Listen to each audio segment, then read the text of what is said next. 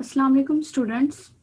आज हम डिस्कस करेंगे phylum Ciliophora from the animal like protist protozoa. सबसे पहले है कैरेक्टरिस्टिक्स ऑफ फाइलम सीलियोफोरा। इसमें एक एग्जांपल जो है वो इसके मेंबर की है, ये पैरामेशियम सीलियोफोरा। इसके फाइलम को नेम दिया गया है बिकॉज इसमें जो लोकोमोशन है वो हो रही है ड्यू टू सीलिया। ठीक है, ये इसका बेसिक करैक्टर है according to the mode of locomotion. इसमें सीलिया की वजह से हो रही है। फर्स्टली इनकी जो डिस्ट्रीब्यूशन है ये widely distributed in fresh water and marine environment. इसके अलावा सीलियोफोरा में पेलिकल है, रिजिड पेलिकल। पेलिकल जो होती है वो प्लाज्मा मेम्ब्रेन के जो है नीचे मौजूद होती है पेलिकल। ये ऑलरेडी डिस्कस हो चुका है कि पेलिकल क्या है, is a arrangement of microtubule. तो ये जो है वो सेल को शेप देती है, रिजिडिटी प्रोवाइड करती है। इसके अलावा सीलियोफोरा में डिस्टिंक्ट साइटोस्टोम इनकी माउथ की ओपनिंग है, जो कि सिर्फ पैरामेशियम या सीलियोफोरा में ही मौजूद है। साइटोस्टोम, ये यहाँ पे लेबलिंग है, साइटोस्टोम माउथ ओपनिंग। इसके अलावा इसका जो बेसिक करैक्टर है इसके अंदर कि ये डिफरेंशिएट हम इसको कर सकते हैं बाकी प्रोटोजोआन से, वो है डाइमॉर्फिक न्यूक्लियाई, जो कि सिर्फ फाइलम सीलियोफोरा के मेंबर्स में मौजूद हैं। 2 टाइप्स के न्यूक्लियाई हैं, macro nucleus and micro nucleus. This is the macro nucleus and this one is the macro nucleus and this is micro. इसके अलावा इस स्ट्रक्चर में आप देख सकते हैं कि इनके ऑर्गेनेलिस क्या है। This is the oral groove, cytostome है इनका mouth opening and there is the cytopharynx. ये जो है वो गुलेट, यहाँ पर फूड आएगी एंड देन फूड वैक्यूल बन जाएगा। उसके बाद इसमें जो है वो लाइजोसोम अपने एंजाइम ऐड कर देगा फॉर द डाइजेशन। और यहाँ पर आप देख सकते हैं फिर ये सर्कुलेट करता है food vacuole through out endoplasm और न्यूट्रिएंट्स को डिस्ट्रीब्यूट करता रहता है। इसके अलावा कॉन्ट्रैक्टाइल वैक्यूल है for the removal of excess water. और एंडोप्लाज्म, एक्टोप्लाज्म, इसके बाद ये सीलिया की लेबलिंग है, ट्राइकोसिस्ट है और साइटोप्रोक्ट है।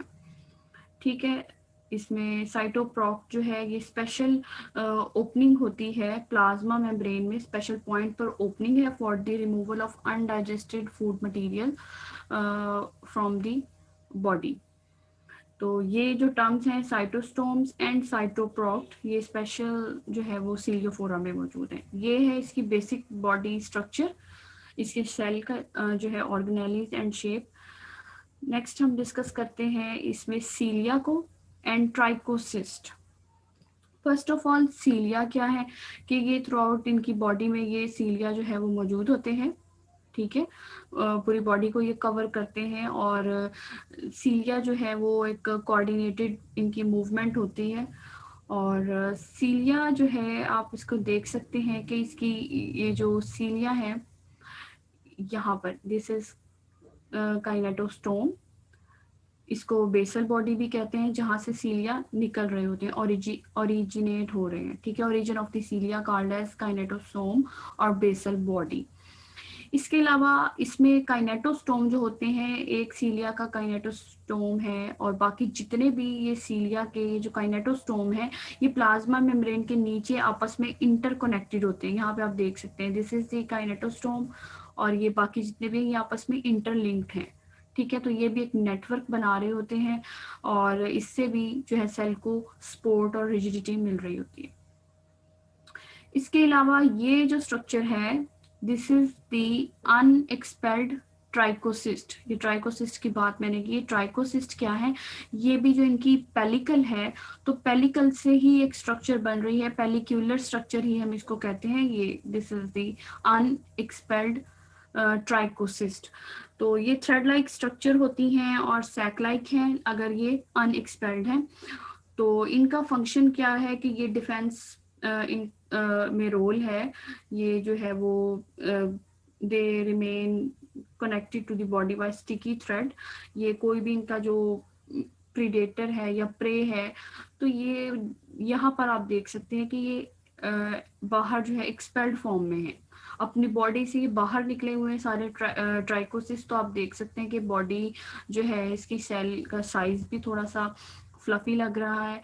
तो और ये जो है वो ट्राइकोसिस्ट जो होते हैं ये कह सकते हैं कि ये टॉक्सिक भी हैं, टॉक्सिसिटी भी काज करते हैं।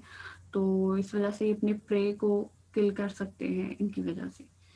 इसके अलावा ये जो सीलिया है, इसकी अगर हम स्ट्रक्चर को देखें तो ये इसकी स्ट्रक्चर दिखाई गई है।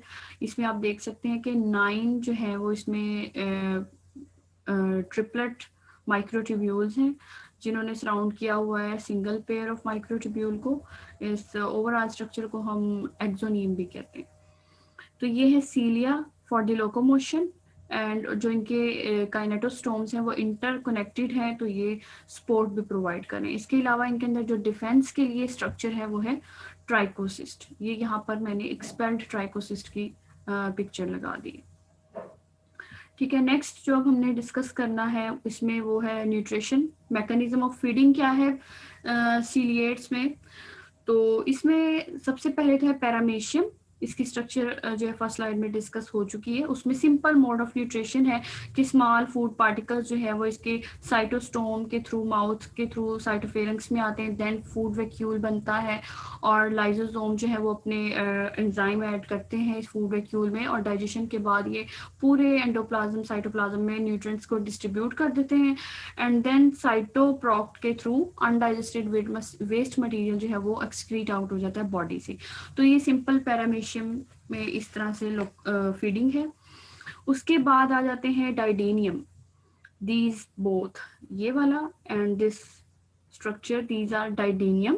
ये जो है फ्री लिविंग सिलिएट्स हैं and feed on other protist और स्मॉल एनिमल्स, और समटाइम्स ये दूसरे पैरामीशियम, आप ये देख सकते हैं कि पैरामीशियम दिखाया गया है, ये पैरामीशियम पे भी फीड करते हैं। इनका प्रे जो है इनकी बॉडी से आप देख सकते हैं साइज में ज्यादा बड़ा होता है।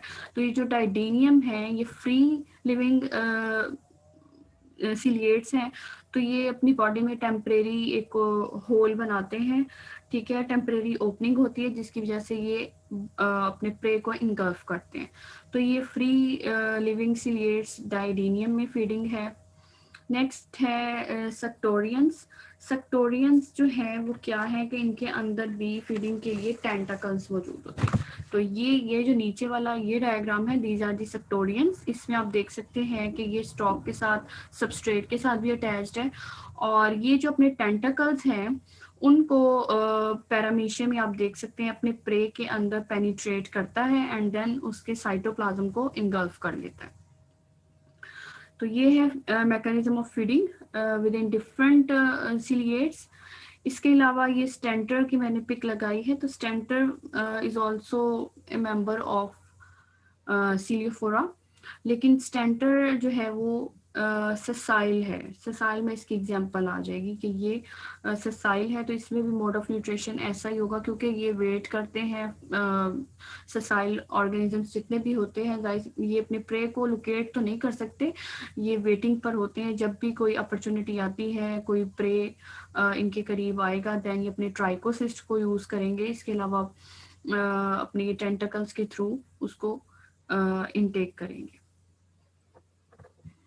नेक्स्ट है लास्ट पॉइंट इसमें इनकी जो डिस्कशन है उसमें सिम्बियोटिक सिलिएट्स कौन से हैं। इसमें एग्जांपल मैंने लिख दी है, पैरासिटिक होते हैं ब्लांटीडियम कोलाई, ये इसकी स्ट्रक्चर है। इसमें भी आप देख सकते हैं macronucleus, micronucleus, contractile vacuole, cytopyge and cytopharynx, cytostomes, all of these characteristics are included in this ciliates. तो ये आप इसकी स्ट्रक्चर और डायग्राम देख सकते हैं। प्लांटीडियम कोलाई ये जो है वो पैरासाइट है, लार्ज इंटेस्टाइन ह्यूमंस की और बाकी दूसरे मैमल्स में ये जो है वो पैरासाइट है, और ये भी सीलरी फीडर है, और ये अपने प्रोटियोलेटिक एंजाइम्स जो है यूज करता है digestion of the host epithelium.